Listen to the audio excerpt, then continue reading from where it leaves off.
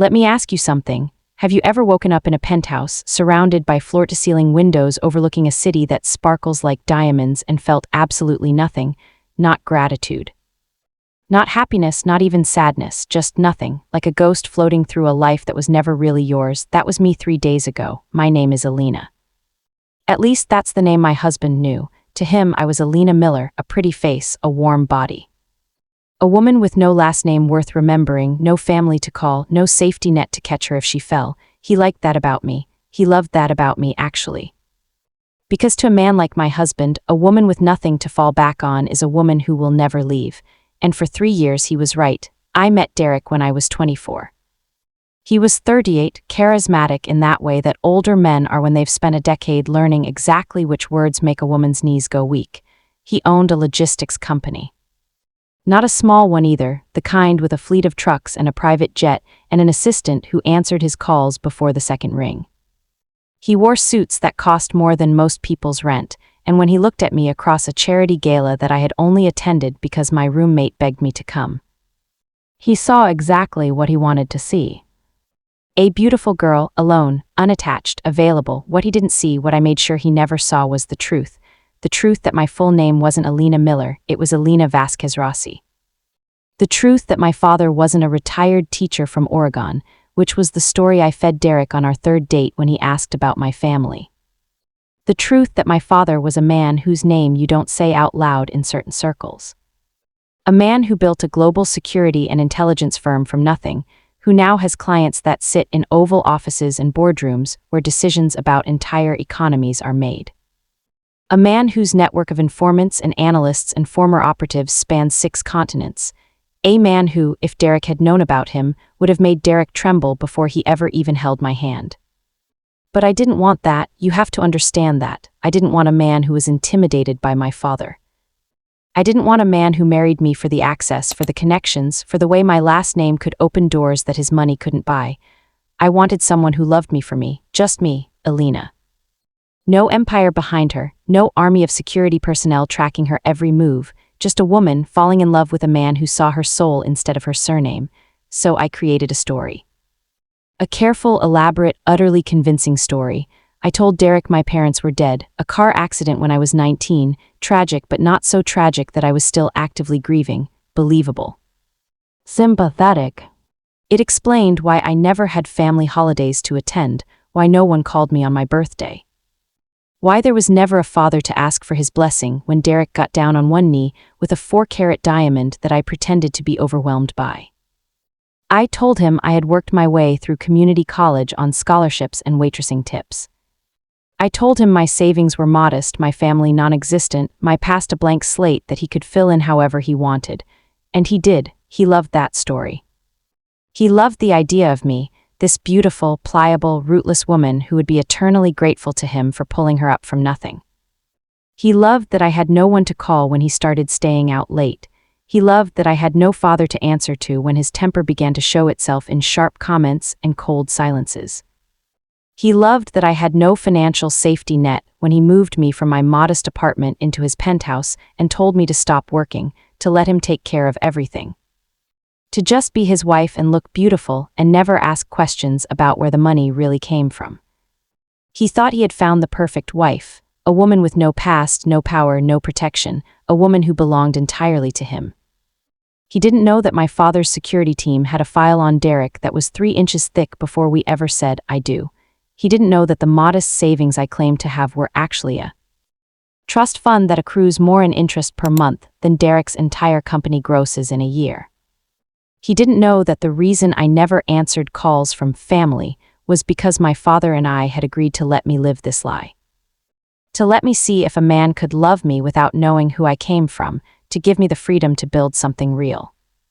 He didn't know that I was never, not for a single second of our marriage, actually trapped, but I didn't know that yet, or rather, I knew it intellectually, but I had forgotten it emotionally. Because the thing about marrying a man like Derek is that even if you enter the marriage with your eyes open, even if you have resources he can't imagine and a father who could destroy his entire world with a single phone call, the slow erosion still happens. The isolation still works.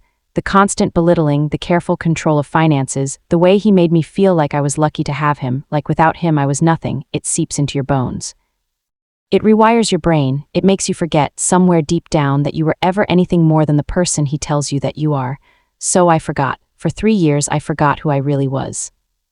I became Alina Miller, the grateful wife, the trophy on his arm, the woman who smiled through dinner parties while he squeezed her thigh so hard under the table that it left bruises. I became the woman who apologized for asking to see a friend, who justified every purchase, who stopped looking in mirrors because I didn't recognize the hollow-eyed person staring back at me. I forgot that my father was Alessandro Vasquez Rossi. I forgot that my mother's family owns vineyards in Tuscany that have produced wine for Italian royalty. I forgot that my godfather is a former director of an agency that officially doesn't exist. I forgot that I grew up in houses with gates and guards and panic rooms, not because my family was paranoid, but because my family's name carries weight that some people would kill to leverage. I forgot all of it until 3 nights ago, until Derek came home drunk from a business dinner that had gone badly. Until he found me packing a small overnight bag because my mother had sent word through the one channel we still used, a florist who delivered white orchids when there was news that she needed to see. That my father was worried that it had been too long since they had laid eyes on their only daughter. Derek saw the bag, he saw the flowers which he didn't recognize as anything other than flowers, and something in him snapped. He demanded to know where I was going. I told him I was visiting a friend. He demanded to know which friend. I told him it didn't matter, that I would be back in 2 days, that he didn't own me. That was the wrong thing to say. He stepped closer, I stepped back, he grabbed my wrist, I tried to pull away. And then his hand moved so fast I didn't even see it coming, just a blur, then a crack of sound, then my head snapping to the side and my cheek erupting in white-hot pain. I didn't cry. I didn't scream, I just stood there holding my face, staring at the floor, waiting for the shock to pass. Derek straightened his shirt, adjusted his cufflinks. Looked at me with the cold, satisfied expression of a man who had just reasserted control over something that had dared to slip its leash. "Remember," he said, his voice low and even, "who pays for this roof? Who pays for that ring on your finger? Who took you out of whatever gutter I found you in? Without me, you are nothing. You have no one, you are no one, so put that bag away, make me a drink, and we'll forget this little tantrum ever happened." He turned his back to me. He walked toward the wet bar in the corner of our bedroom, already reaching for a crystal decanter, already dismissing me from his mind because in his mind, I was already dismissed. I was already beaten, I was already back in my place, and that's when the door opened, not the bedroom door, the front door. The one on the penthouse level that required a key card, a 6-digit code, and a biometric fingerprint scan to access. The one that Derek had installed himself, bragging about his security system, about how no one could get in without his explicit permission. That door opened. And the sound of it, that soft hydraulic click followed by the heavy swing of steel-reinforced oak, made Derek freeze with his hand still on the decanter. Made him turn slowly, confusion already beginning to crease his forehead. 3 men walked in first. They moved the way certain men move, the kind of men who have trained their bodies to be weapons, who assess every room for exits and threats before they even fully enter it. Dark suits, earpieces. The kind of stillness that comes from knowing exactly how much violence you're capable of delivering. Behind them, walking slowly, deliberately, wearing a bespoke gray suit and an expression that could freeze hell itself, was my father. Alessandro Vasquez Rossi had aged since I last saw him in person. His hair was more silver than black now, the lines on his face deeper, his shoulders perhaps a fraction less broad. But his eyes, those dark, intelligent, terrifying eyes, were exactly the same, and right now they weren't looking at the penthouse. They weren't looking at the marble floors or the floor-to-ceiling windows or the wet bar where Derek stood with his hand still frozen on that decanter. They were looking at me. At the red mark blooming across my cheek, at the overnight bag at my feet, at the way I was holding my arm, which he didn't yet know Derek had bruised when he grabbed me. He took all of this in within a single second, and then he looked at Derek. Derek's mouth opened, closed, opened again. His face cycled through confusion, irritation, and the first cold tendrils of fear, because even though he didn't know who my father was, he recognized the type. He recognized the suits, the stance, the way my father's security team had positioned themselves between us and every exit. He recognized that he was no longer the most powerful person in this room, and the realization was already beginning to curdle into panic. "Who the hell are you?" Derek demanded, his voice cracking slightly on the last word. "How did you get in here? Security?" "Sit down, Derek." My father's voice was quiet, not loud, not angry. Just quiet in that way that only the most dangerous men can manage, the kind of quiet that comes from absolute certainty. From knowing that you don't need to raise your voice because everyone in the room already understands exactly how this is going to end. Derek didn't sit, but he also didn't move. My father walked past him like he was furniture, like he wasn't even worth acknowledging.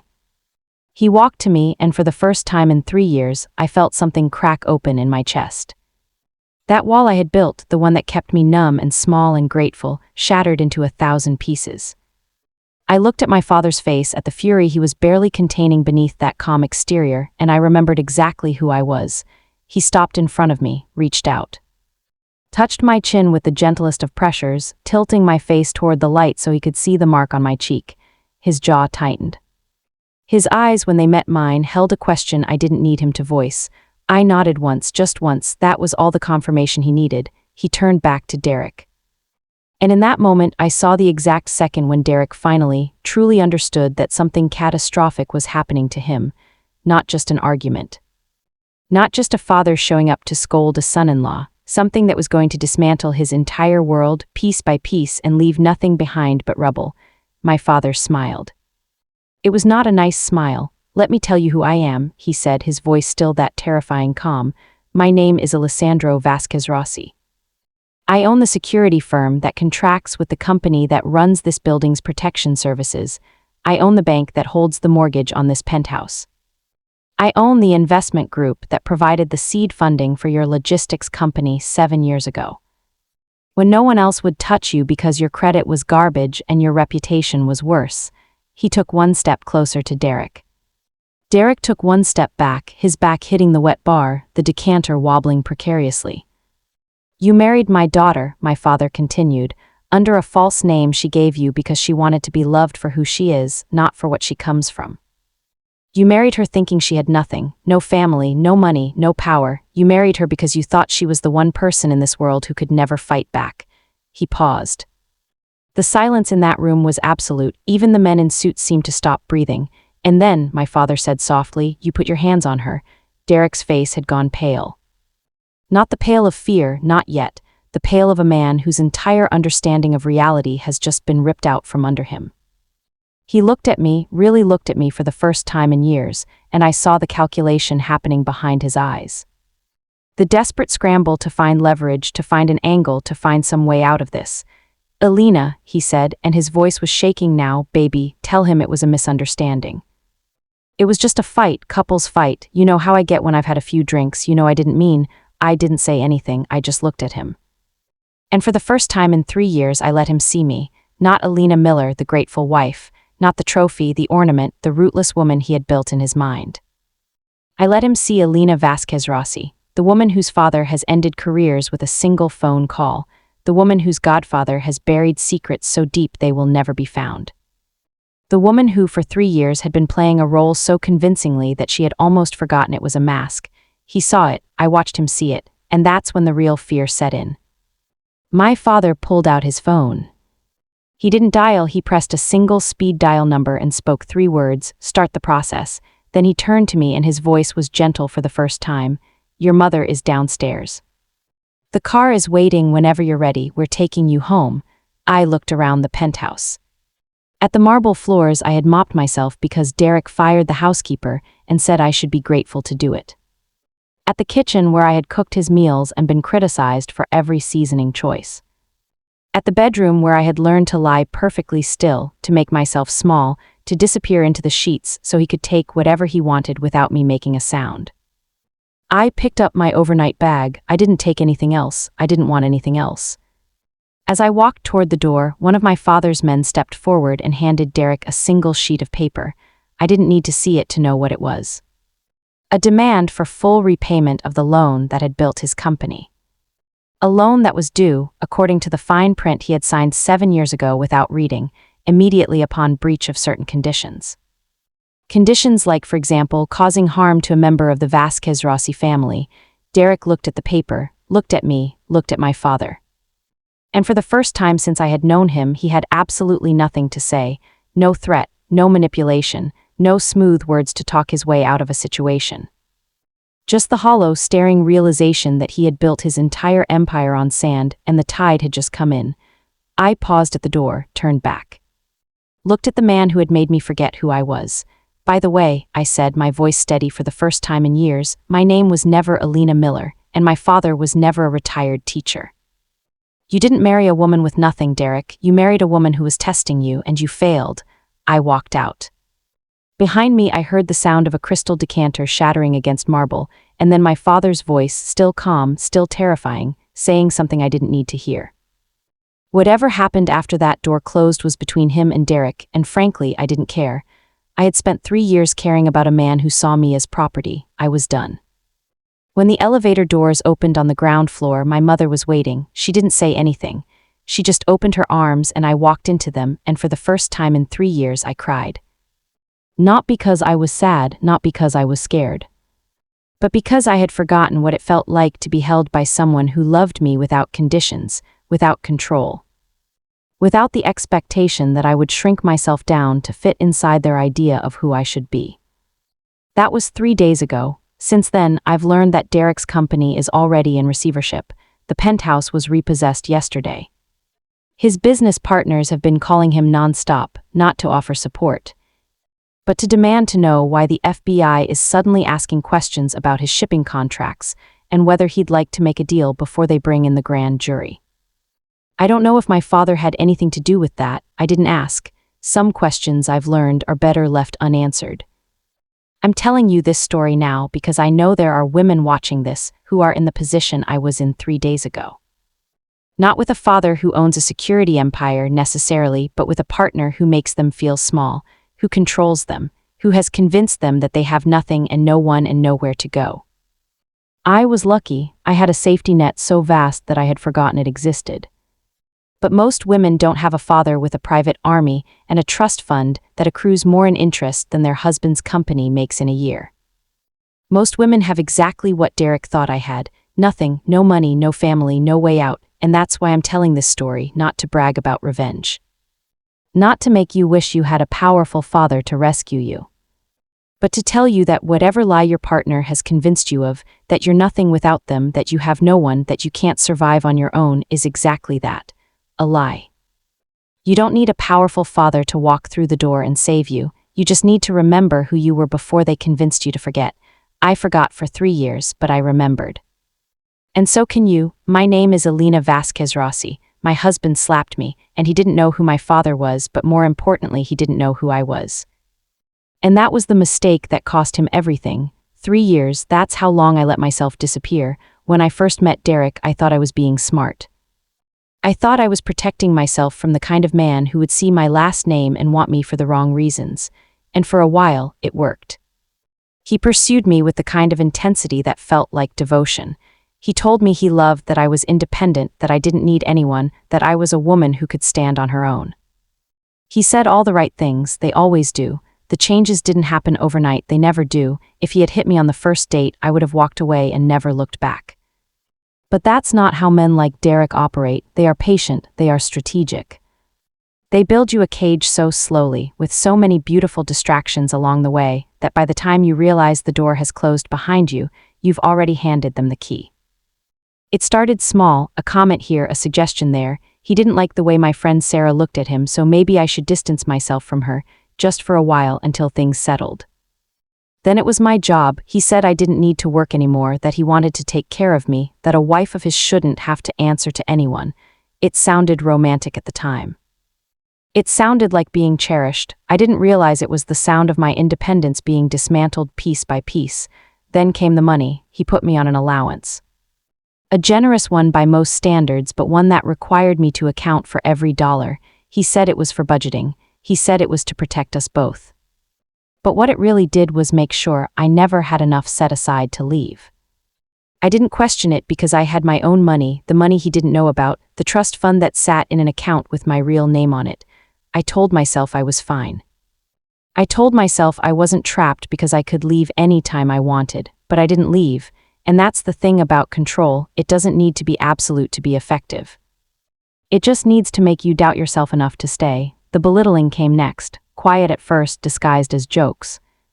He'd make comments at dinner parties about how I didn't understand business because I had never worked in the real world. He'd laugh and squeeze my hand and say he was just teasing, that I should lighten up, but the jokes got sharper over time, less like jokes and more like observations. He told me I was lucky he found me. He told me no one else would want a woman with no family, no career, no prospects. He told me I was nothing before him, and without him, I would be nothing again. And the worst part, I started to believe him. I stopped calling my mother, not because she didn't reach out, but because I couldn't face her voice. I couldn't let her hear what I had become. My father sent messages through channels I had set up before the wedding, encrypted texts and coded signals, checking in, asking if I was safe, if I needed anything. I always replied with the same thing: I'm fine, everything is fine, don't worry. I was lying to them, I was lying to myself. And Derek, who had no idea about any of this, just kept tightening the screws. He monitored my phone, he installed tracking software on my car. He fired the housekeeper and told me I should be grateful to take care of our home, that it was an honor to be his wife, that women in other countries would kill for the life he had given me. I cooked his meals, I cleaned his floors, I smiled at his business partners and laughed at his jokes and pretended I didn't see the way he looked at other women when he thought I wasn't watching. I became small, I became quiet, I became exactly what he wanted me to be, and then my mother sent the orchids. White orchids delivered to the concierge desk, a signal we had arranged years ago. It meant she needed to see me, it meant my father was worried. It meant that too much time had passed and they were no longer willing to wait for me to come back to them. I packed a bag, just one, just enough for a weekend. I didn't think about what would happen after. I just knew I needed to see my mother's face, to sit in my father's study, to remember for one weekend who I had been before I became Alina Miller. Derek came home from his dinner, he saw the bag, he saw the flowers, and he lost his mind. He demanded to know where I was going. I told him I was visiting a friend. He demanded to know which friend. I told him it didn't matter. I told him I would be back in 2 days. I told him he didn't own me. The slap came so fast I didn't have time to brace for it. My head snapped to the side, my cheek burned. I stood there, frozen, holding my face, waiting for the shock to pass. And Derek straightened his shirt, adjusted his cufflinks, and looked at me with an expression of cold satisfaction. He told me I was nothing without him. He told me I had no one. He told me to put the bag away and make him a drink, and then he turned his back on me, already reaching for the decanter, already dismissing me from his mind. That's when the door opened. That's when my father walked in. 3 days have passed since that night, 3 days since my father walked into that penthouse and reminded me who I was. 3 days since I last saw Derek's face, and honestly, I don't expect to see it again. Not because my father would do anything to him, though I won't pretend to know what was said after I walked out, but because Derek is no longer the kind of man who exists in my world. He's been reduced to what he always was underneath the suits and the bravado, small, irrelevant, a footnote in a chapter of my life that I am already closing. I've heard things, of course. You always hear things. His company folded within a week. The loan was called in, the partners abandoned ship, and the penthouse was repossessed before he could even pack his things. There are rumors of investigations, federal interest in his shipping contracts, questions he can't answer without incriminating himself. I don't know how much of that is my father's doing and how much is simply Derek's own house of cards finally collapsing. Either way, it doesn't matter to me. I'm not interested in his suffering. I'm not interested in revenge. Revenge would require me to still care about him, and that is the one thing I no longer do. What I care about is this: I remembered my name. I remembered that I am Alina Vasquez Rossi, daughter of parents who never stopped watching over me even when I told them to look away. I remembered that I am not small, not weak, not the woman Derek spent 3 years convincing me I was. And I walked out that door with nothing but a small bag and the truth, and I have never felt lighter. But here is what keeps me awake at night. Here is what I need you to hear, especially if you are watching this from a place that looks like where I was. I was lucky. I had a father who could walk through any door in any building in this city. I had money that Derek didn't know about, a family who never stopped reaching for me, a safety net so vast that I had forgotten it existed. Most women don't have that. Most women have exactly what Derek thought I had: nothing, no savings, no family, no one coming to open the door, and they stay.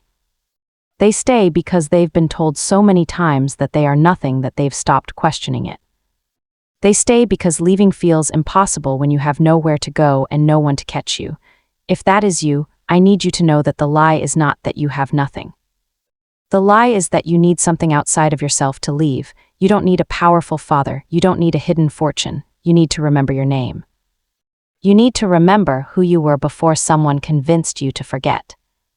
And you need to make one call, not to a father with a private security team, but to a hotline, a shelter, a friend you haven't spoken to in years. There are people who will help you. There are doors that will open, you just have to be the one to walk through them. My name is Alina. I am not a victim, I am not a trophy, I am not nothing, and neither are you.